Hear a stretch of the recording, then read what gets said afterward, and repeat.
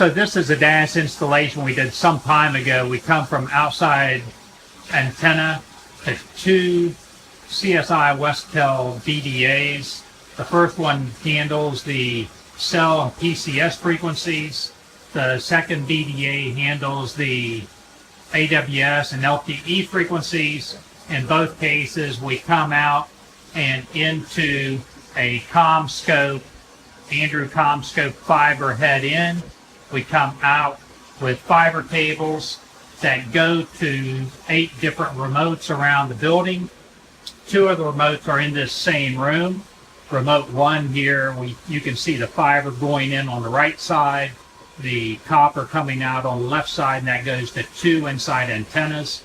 We have a second remote in the same room, and that one also has fiber in on the right, copper coming out on the left to 2 inside antennas. The installation's been in place for some time. Client's very happy, the users are very happy, and that makes us very happy.